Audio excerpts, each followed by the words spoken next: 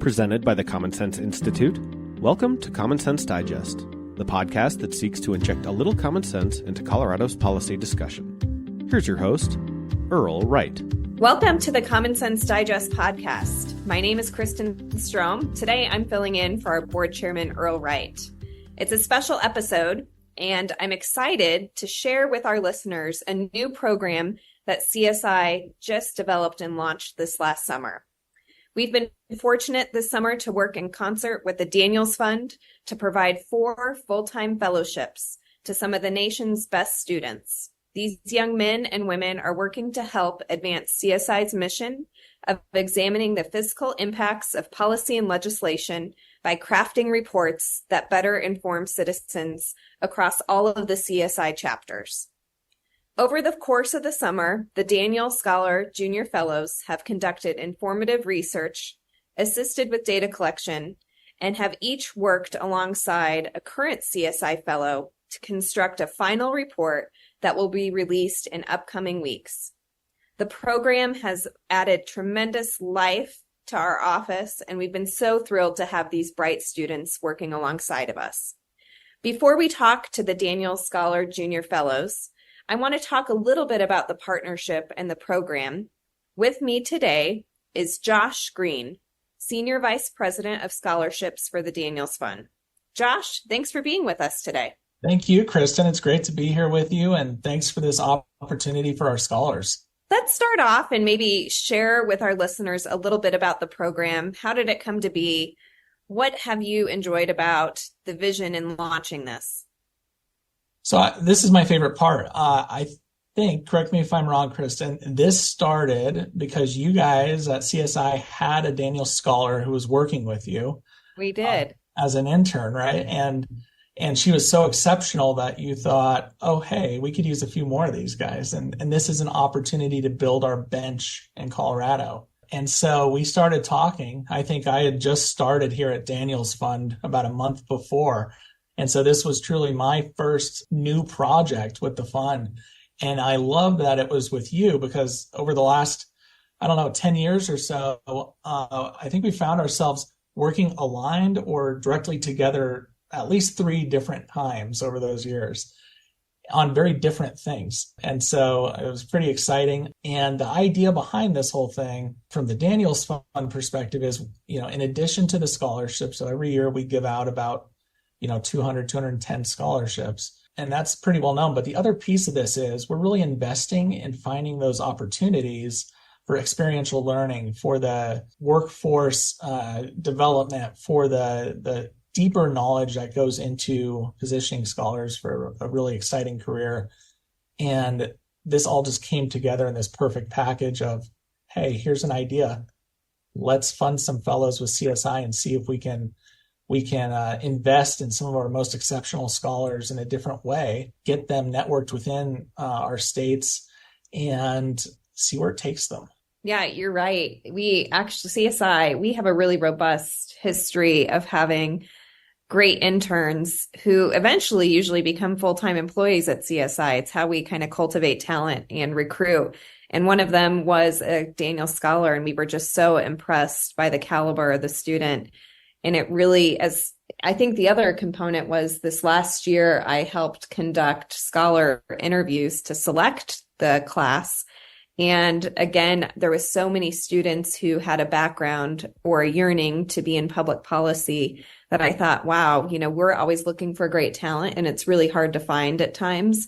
So this was kind of the perfect relationship to endeavor on. So I think that, later on in this segment, we're going to spend time talking with our 4 junior fellows. But I think that what's interesting is this came about together really, really quickly. But can you maybe talk just a little bit about the process and in identifying these exceptional young men and women and how we selected them, and maybe then what it looks like for the future of the program too? Like you said, this came together extremely quickly. We were already getting close to summer. We were in late spring. And we didn't want to miss an entire summer of opportunity to get some scholars through this program. We're super excited about it. We went to our team here at Daniels Fund. We have 4 employees who work as student success officers, and so they have relationships with the scholars. And we had the conversation. We said, okay, in all of your regions, like come up with a list of your top scholars who are doing really well, who might be interested in this opportunity. And let's see if we can reach out and see if we can get them lined up. You know, it was late in the cycle. A lot of folks had other opportunities lined up, including, I think, some of these scholars. And so then we sent, we encouraged them to apply to CSI for this. And then you guys did a competitive interview process with them. And that's really the idea behind this, right? We want this to be something that is going to be open to all scholars, who are doing well, who are in good standing, as an opportunity to compete to get this, what is a pretty prestigious fellowship. Going forward, now we have the luxury of time, and this program is established. And so looking into fall, we're going to open it up to all Daniel scholars in good standing and see how many applicants we get. I think from CSI's perspective, you guys are going to hold some competitive interview processes. And we're looking to expand the number of potential junior fellows going into summer. So there's going to be more opportunity, more scholars, that are going to learn about it and have the chance to apply. So really excited about how this is going to continue to grow and the impact it's going to have, and seeing where, this group of fellows who we're going to hear from shortly, see where they go, what is next. Super excited about the possibilities here. Well, and it's really a testament to these 4 fellows, why the program is continuing and expanding too. I think just a little bit about the program for our listeners. This is a competitive internship program where each of these individuals is paired with a current CSI fellow, as I mentioned, and they write a report over the summer with a CSI fellow. But in addition to conducting the research, collecting the data, writing the reports, they also have hands-on experiential learning where they are out in the community. They are engaging with boards of directors. They're engaging with key policymakers throughout the community. So there's really a lot that goes into this program, both from a research standpoint and actually doing the work, but then learning other hard skills like networking and meeting some really interesting dignitaries and people in the community, which I'm excited to hear about.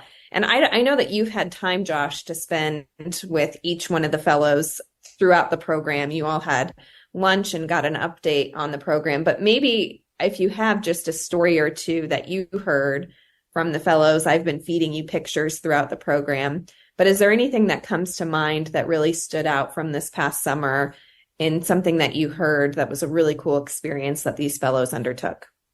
So one thing that stands out to me, when we had lunch, we asked, some broad questions about what stood out for them. And one thing I learned about was with Avery and getting the chance to meet with Mitch Morrissey and tour around with him. Avery's interest area is in forensic science, and I'm not going to steal all your thunder, Avery. I know you're probably going to get a follow-up question on this, but this was just an instance of a really specific, tailored experience for a scholar who had a specific alignment that you might not think fit with what CSI is doing or with the connections. And it brought the policy side to the science side and integrated those nicely and opened up the possibility for thinking about career paths differently. And that's one thing Avery shared in our luncheon, is that now there's a new way of thinking about where these two things align and how her career may progress.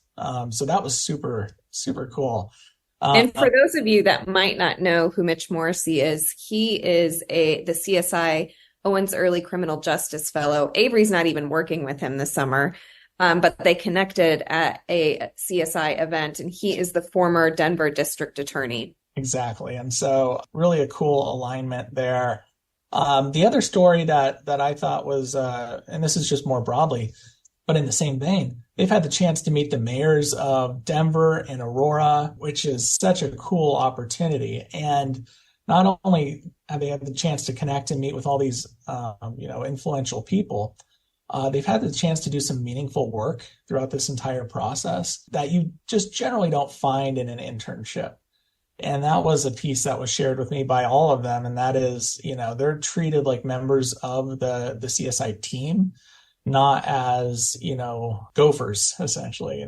They're not running around and getting coffee and all those things. They're doing impactful work and research that is helping to drive the work you all are doing as well. So those really stand out to me, Kristin. And I honestly think I could tell about 10 more of these, but they're going to tell them a lot better than I can. And thank you, Josh, for your partnership, for your willingness to invest in these scholars. It is a paid fellowship program. And we just can't thank you enough. I think that it's been a home run, and we look forward to continuing the Daniel Scholar Junior Fellowship Program next summer. And hopefully we'll have another new batch next summer of class that we can tell incredible stories about and see their amazing work product. But thank you, Josh, for that partnership. And thank you, Kristin. This is, it's been such a home run for the scholars and for all involved, I think, and that is a testament to your team in designing this very unique fellowship opportunity. Looking forward to continuing to work on this, and thanks to all of our scholars for your work in this and making this so successful. And looking forward to seeing all that you will achieve, and some of you I'll see probably again here in the near future. So thanks again, everybody, and thanks for this opportunity. Well, since you mentioned Avery, Josh, I'm going to switch gears. And why don't we start with you, Avery? I would love just to spend, 5 or so minutes with each one of the Daniel Scholar Junior Fellows and learn a little bit about your experience and your perspective. But Avery, why don't you kick it off and tell us just a little bit about yourself?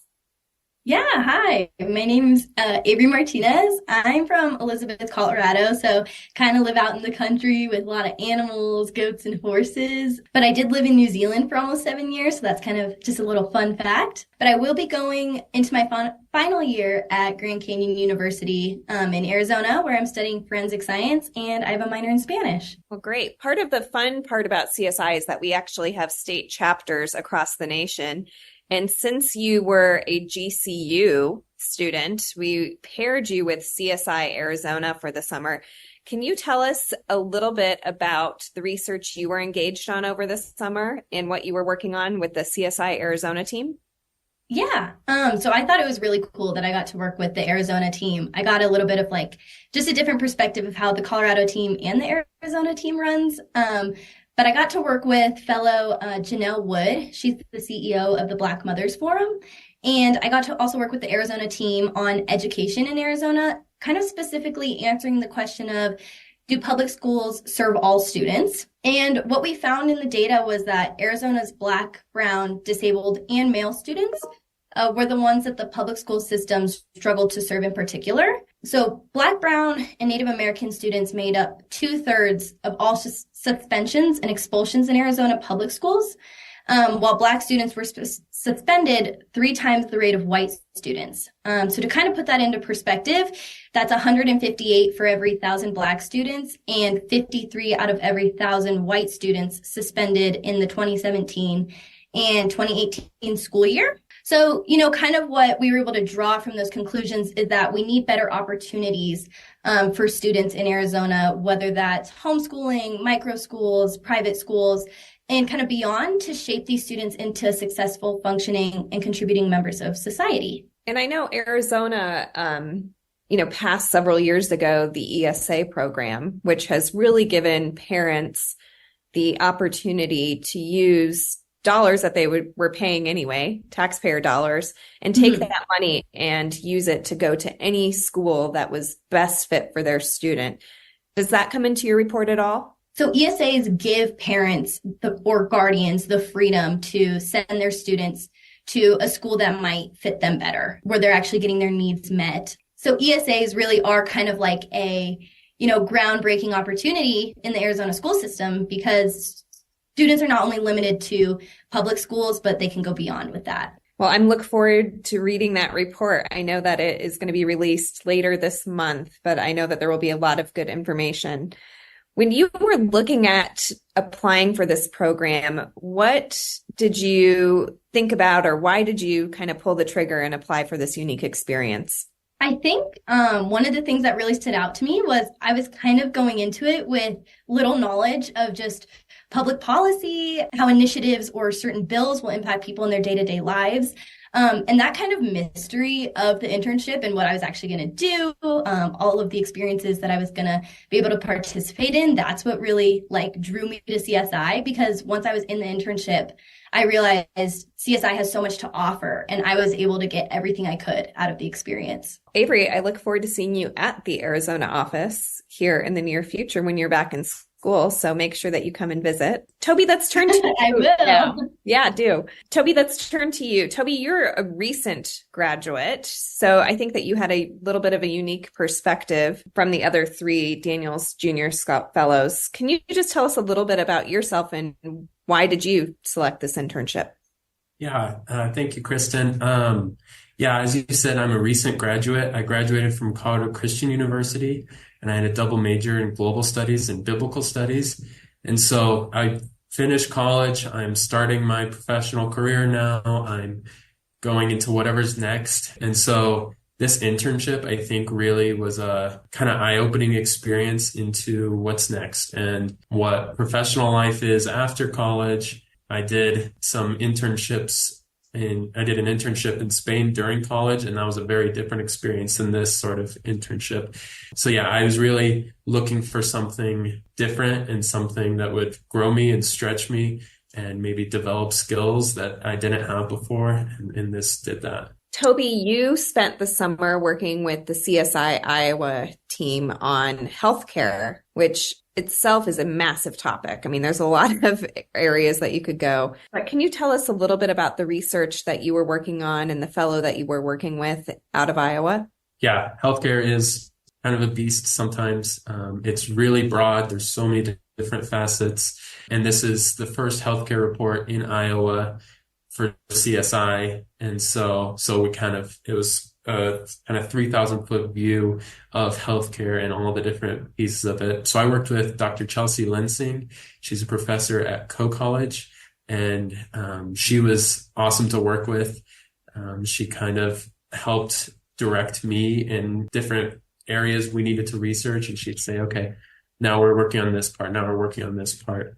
So I got to work a lot with hospital data, especially, which is something I've never touched. I've never interacted with. I don't think the average person talks about hospitals very often unless they're going to one or something like that. But I looked at financials and inpatient, outpatient, and all these different facets that I never would have thought to even look at. Any fun fact coming out of Iowa about Iowa's healthcare system?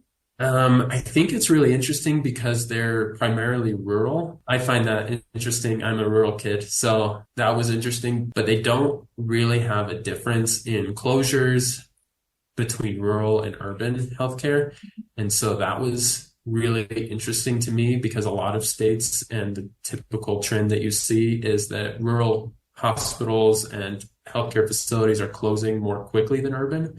But in Iowa, that's not really the case. They're closing at a similar rate and seeing similar revenue loss and things like that as urban. Great. Well, again, look forward to reading that report. All of these reports are coming out this month, so there will be a lot of good reading for our listeners. Jade, let's turn it to you and to Colorado. So you had a really unique experience this summer working with one of our longtime fellows, our Coors Economic Mobility Fellow, Tamara Ryan, who is CEO of the Women's Bean Project. Can you tell us a little bit about your interest in the CSI Fellowship and what it's been like to work with Tamara? Absolutely. First and foremost, it's been an honor to work at CSI and with Tamara. She is absolutely incredible, and the Women's Bean Project does just great work. Starting off kind of working at CSI, I was actually awarded my Daniels Fund scholarship based on some of my expression for civic engagement and really wanting to be a part of developing financial literacy for the future generation and just building some concrete values. So when I had the opportunity to be at CSI, where their mission is really focusing on promoting and protecting Colorado's economy and making it a place that's attractive and safe to live for the future generation, I was absolutely stoked to have the opportunity. Tamra is incredible in her development and just kind of questioning of, we have all of these tax credits in Colorado that are continually expanding, and she wants to know what they're really doing in making an effort to reduce poverty in Colorado and how they're incentivizing people into work. So that has been just really cool to dive into with her. I know that report's coming out this week. Is there a key finding that you want to share with our listeners as a little sneak peek? I think one of the biggest things is since 2021 and even the pandemic year, the funding for these tax credits that people can receive has grown. It's grown times 10 from $97 million to $1.1 billion.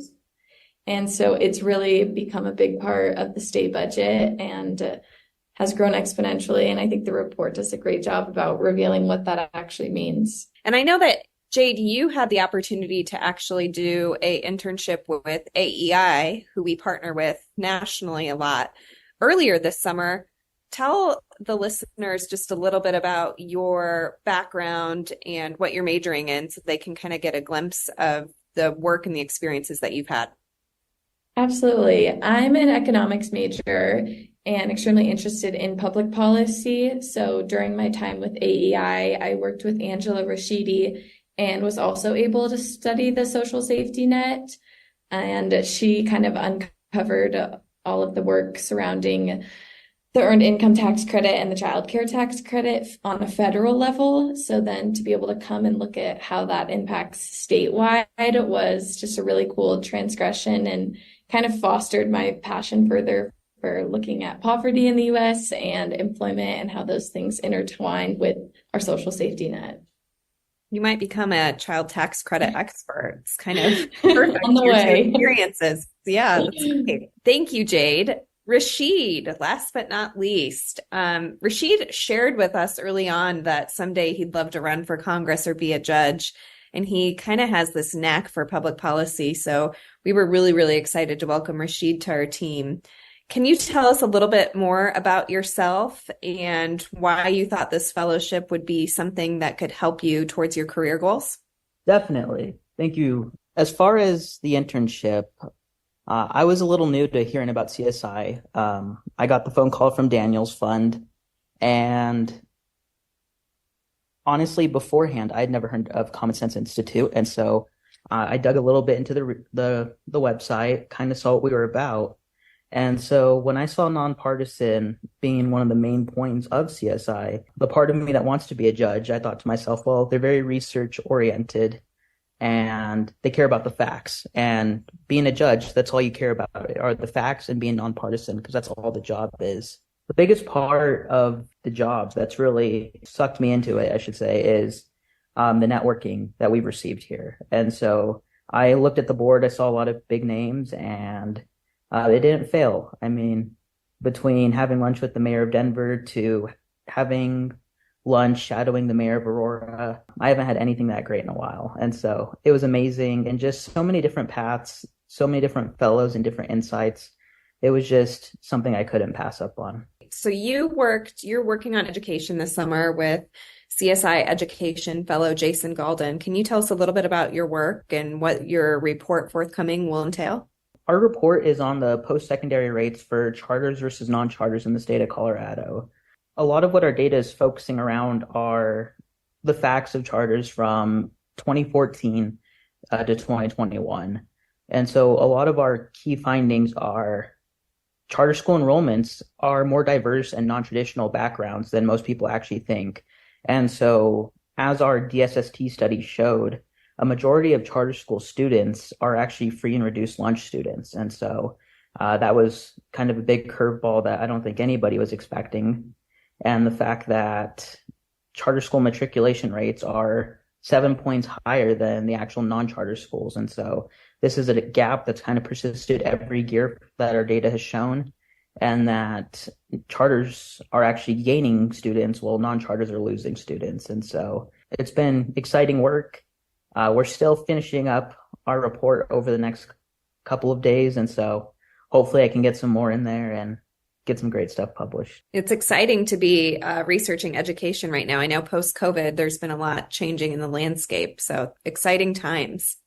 As we kind of wrap up real quickly, a lot of what we focused on was your research and what you're diving into in the research. But as part of the fellowship, as I alluded to, was really more hands-on learning thanks to. With one quick sentence from each of you, can you tell me your favorite non-research moment with CSI this summer?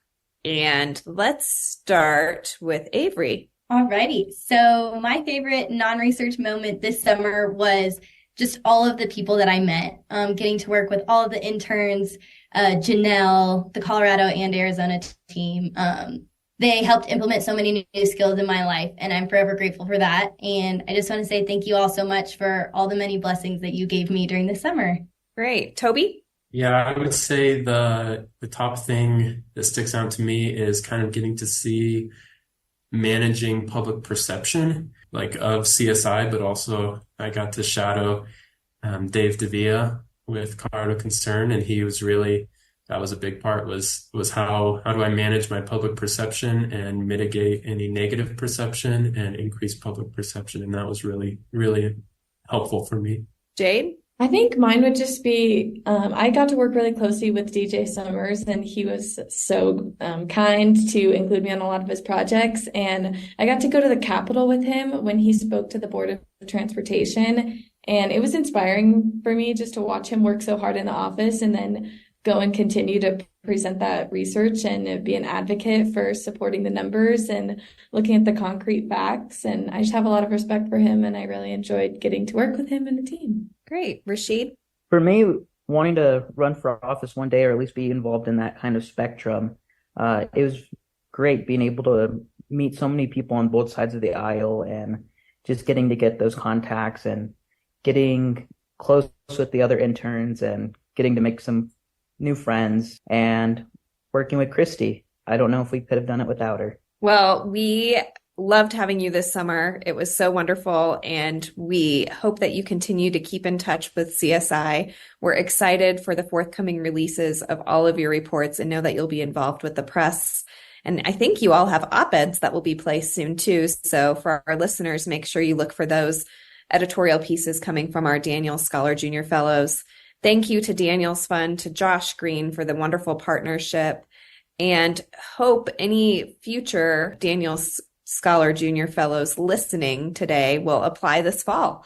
So thank you once again, and thanks for joining and tuning in to the Common Sense Digest. Thank you for listening to the Common Sense Digest. For more on today's topic, as well as our research on the most pressing public policy issues facing Colorado, please visit commonsenseinstituteco.org. The preceding episode, along with all others, is available on podcatchers everywhere, or on our website under the podcast tab. Our technical producer is John Ekstrom and Deft Communications. This has been a production of the Common Sense Institute.